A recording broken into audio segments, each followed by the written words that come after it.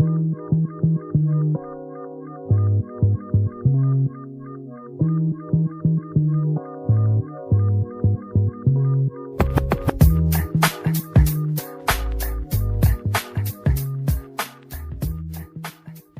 les girls, j'espère que vous allez bien. Bienvenue sur ma chaîne. Aujourd'hui, j'ai décidé de vous faire un make-up plutôt dans les tons bleus. On reste toujours dans une ambiance summer vibes. Alors pour réaliser ce make-up, j'ai utilisé deux palettes, la palette Be Perfect et la palette de chez Cara Beauty.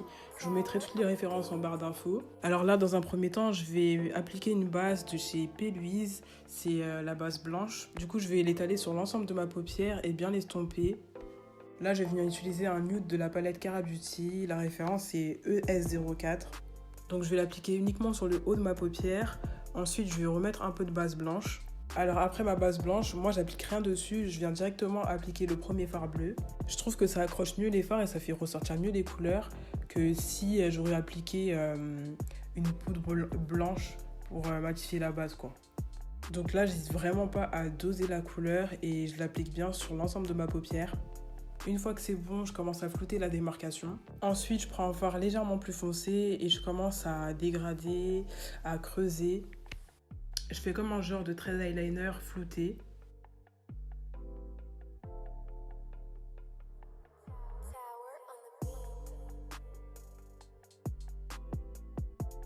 Ensuite, je reviens avec la même base blanche que je vais appliquer au coin interne de mon œil. Je vais venir l'appliquer jusqu'au milieu de ma paupière. Ensuite, je vais prendre un fard à paupières blanc pour fixer la base blanche. Après, j'ai pas montré cette étape, mais je reviens toujours avec les couleurs précédentes pour vraiment créer un dégradé parfait. Donc j'ai fait le deuxième œil, j'ai posé mes faux cils et là je vais utiliser la base de chez Too Faced, la Hangover. Alors moi j'ai plutôt une peau grasse sur la zone T et je trouve que cette base elle est assez bien, elle est hydratante, légère et elle est fluide. Et si vous avez une peau grasse comme la mienne, je pense que vous allez plutôt apprécier cette base. En fond de teint, pour pas changer, je reste toujours sur le Bobbi Brown, la Skin Foundation en teinte Cool Espresso. Je trouve qu'il est très adapté pour le niveau de chaleur qu'il y a en ce moment. Donc franchement, il est top. Si vous cherchez un fond de teint à couvrance moyenne, il est excellent. Et vous pouvez aussi l'utiliser en hiver, juste changer la teinte. Et franchement, toute l'année, il fait vraiment l'affaire.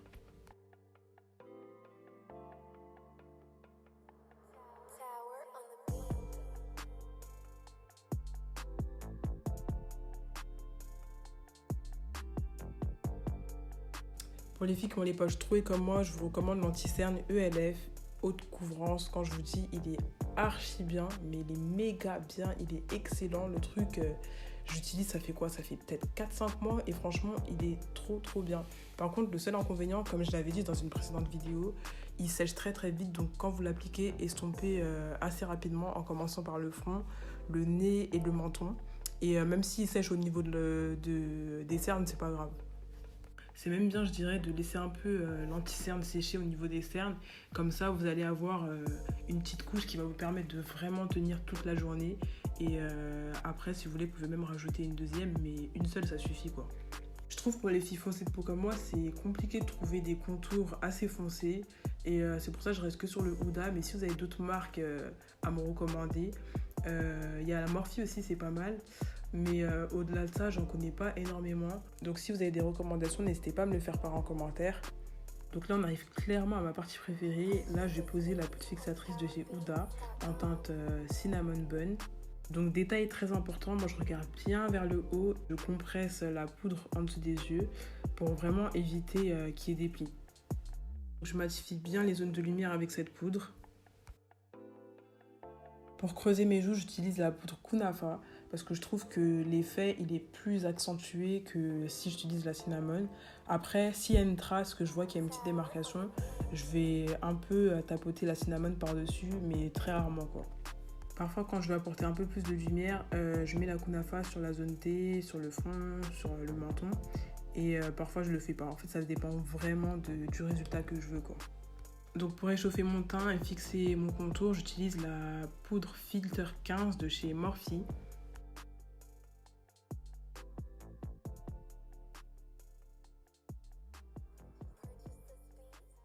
Donc là, je prends bien mon temps et je m'assure de bien réchauffer toutes les zones que je veux réchauffer. Ensuite, je vais utiliser ma palette de chez Black Radiance et je vais utiliser la poudre qui est juste au milieu pour venir estomper et enlever le surplus de poudre.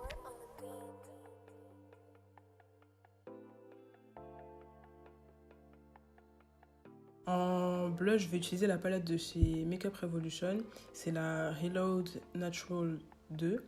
C'est une palette de fard à paupières, mais j'utilise en blush. Donc là, mon ras de cils, je vais prendre les mêmes couleurs que j'ai utilisées précédemment.